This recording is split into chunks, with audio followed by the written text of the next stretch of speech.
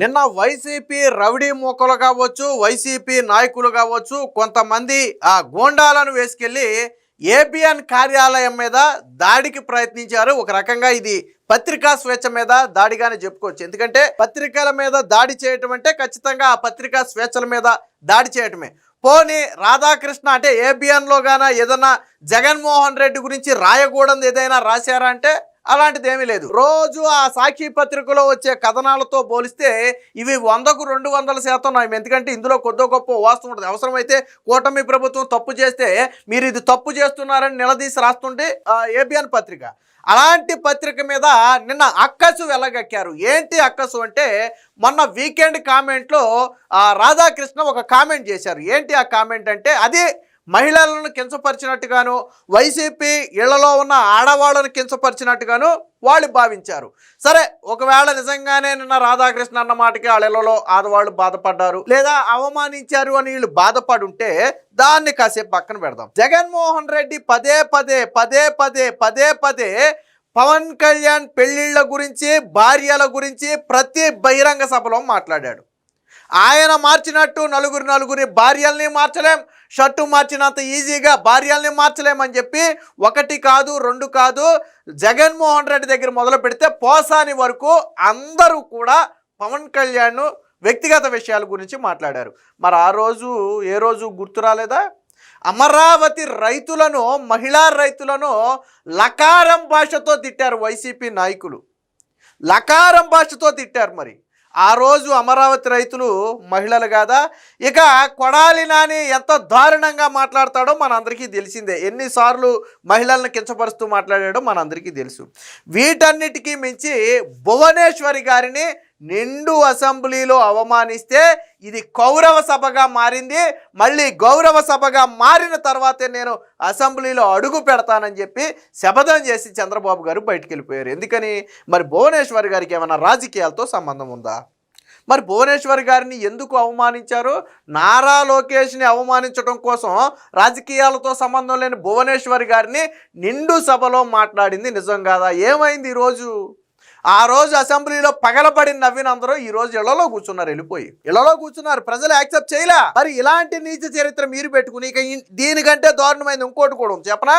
ఏంటంటే వర్రా రవీంద్రారెడ్డి తెలుసు కదా, భారతీరెడ్డి పిఏగా వాళ్ళు చెప్తారు. సరే, అవునా కాదా కాసేపు పక్కన పెడితే వైసీపీ కార్యకర్త నాయకుడు వర్రా రవీంద్రారెడ్డి పెట్టిన పోస్ట్ ఏంటో తెలుసా?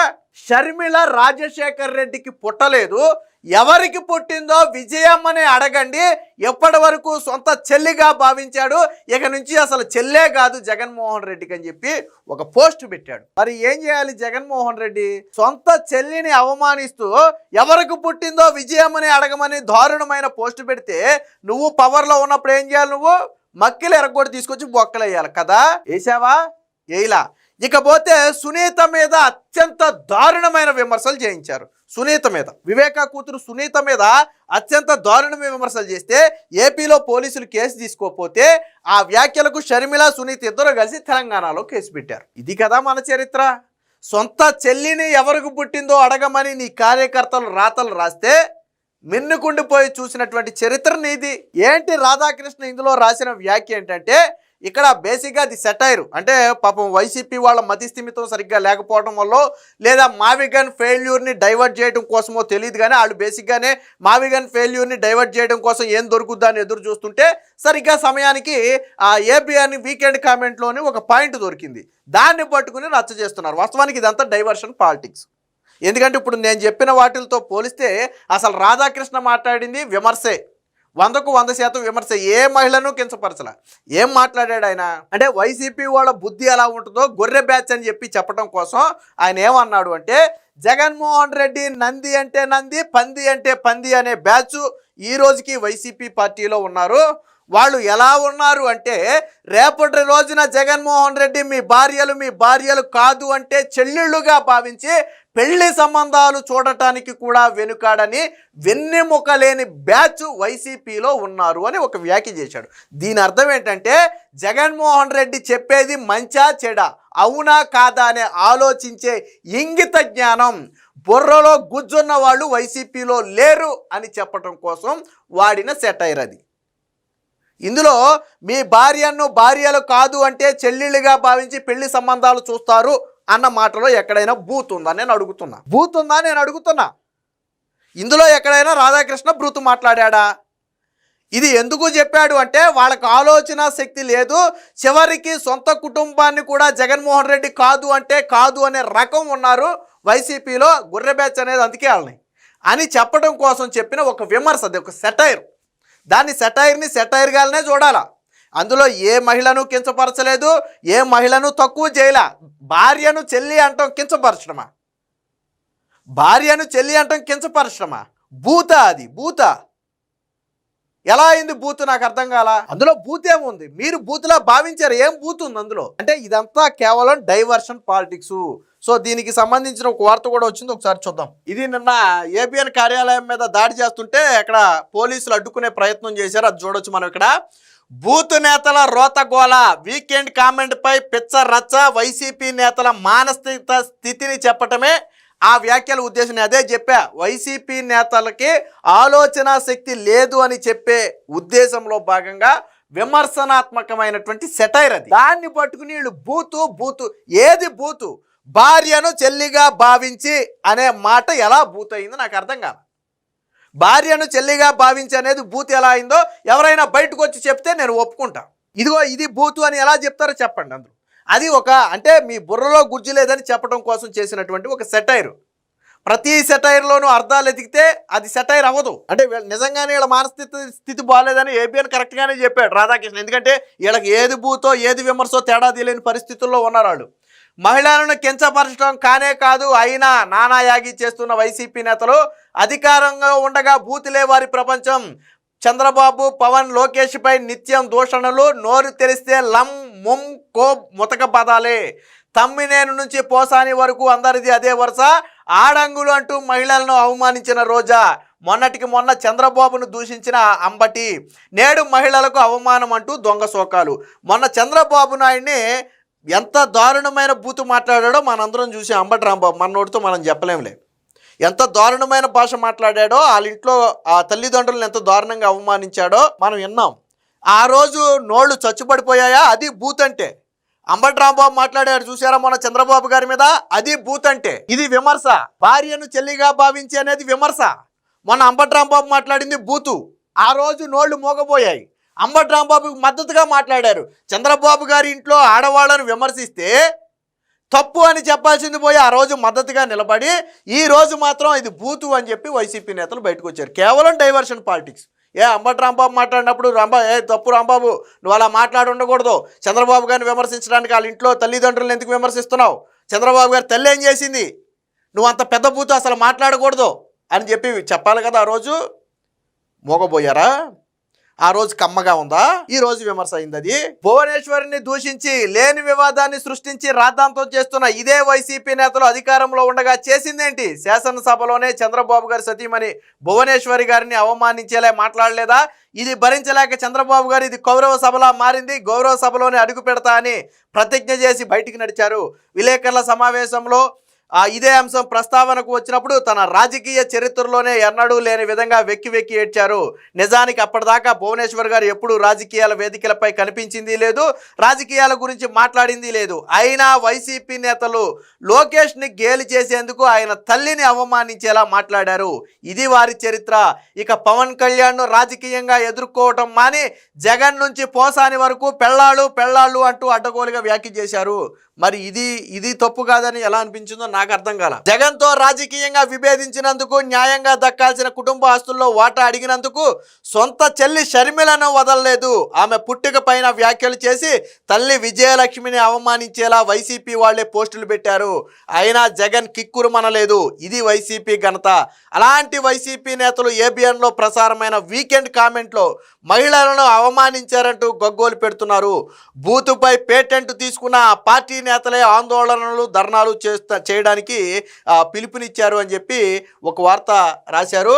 వాస్తవానికి నిన్న ఏబిఎన్లో వాళ్ళు కూడా మాట్లాడుతూ చెప్పింది ఏంటంటే, కొంతమంది పరిచయం ఉన్న వైసీపీ నేతలు ఫోన్ చేశారంట.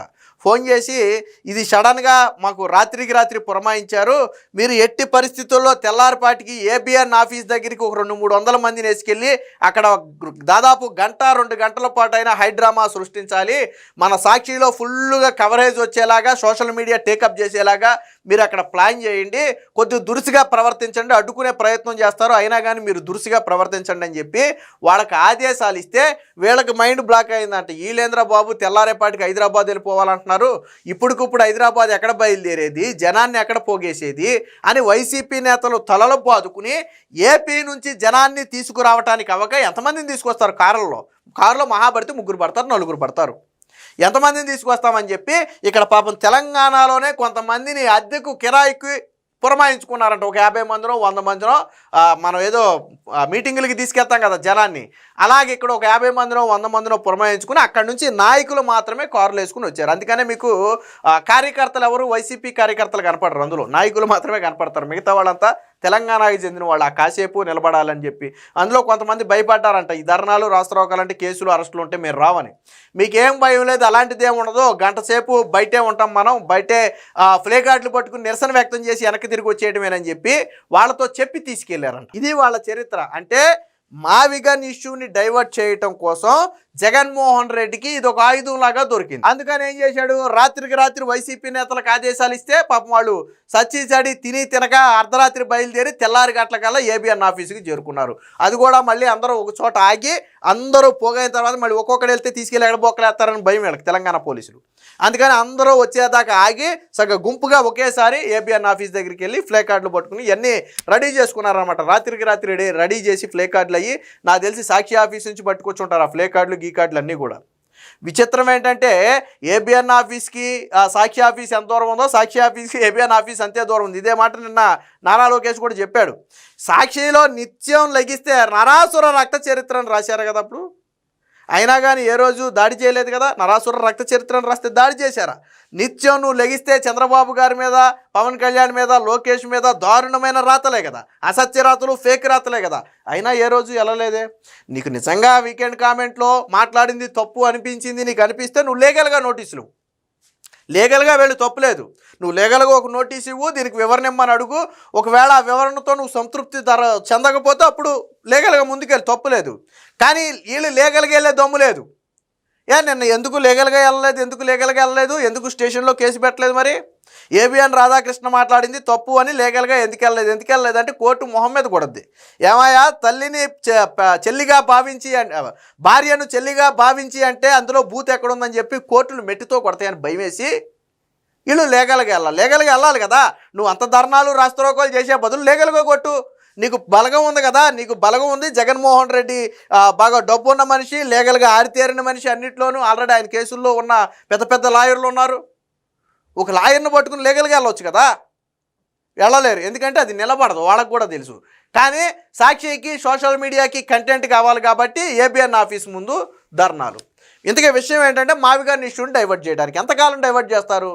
ఈ రోజు డైవర్ట్ చేస్తారు, రేపు డైవర్ట్ చేస్తారు, అవతల ఎల్లుండా ఏం చేస్తారు? అప్పుడేం చేస్తారు? వీళ్ళు లెగిస్తే వీళ్ళు మాట్లాడేది పచ్చిబూతులు. పోనీ వీళ్ళు ఏమైనా శుద్ధపోసలా అంటే వీళ్ళ నాయకులే, వీళ్ళ నాయకులకు ఉన్న పేర్లే బూతు నాయకులు, వీళ్ళ పార్టీ పేరే బూతు పార్టీ. వీళ్ళు మళ్ళీ ఇతరులను విమర్శించు. రాధాకృష్ణ మాట్లాడిన దాంట్లో తప్పు ఎక్కడ ఉంది? భార్యను చెల్లిగా భావించి మళ్ళీ పెళ్లి సంబంధాలు చూడటానికి కూడా వెనకాడరు అంటే వీళ్ళ బుర్రలో గుజ్జు ఉండదు అని చెప్పడం కోసం చెప్పిన విమర్శ. అది ఎక్కడుంది? అందులో బూత్ ఎక్కడుంది? నాకు అర్థం కాల. మొత్తంగా మావిగన్ ఇష్యూని డైవర్ట్ చేయడం కోసం నిన్న వైసీపీ ఆ డ్రామానైతే ఆడింది. కానీ 2 తెలుగు రాష్ట్రాల్లో ఈ వైసీపీ డ్రామాను ఎవరు నమ్మే పరిస్థితి లేదు.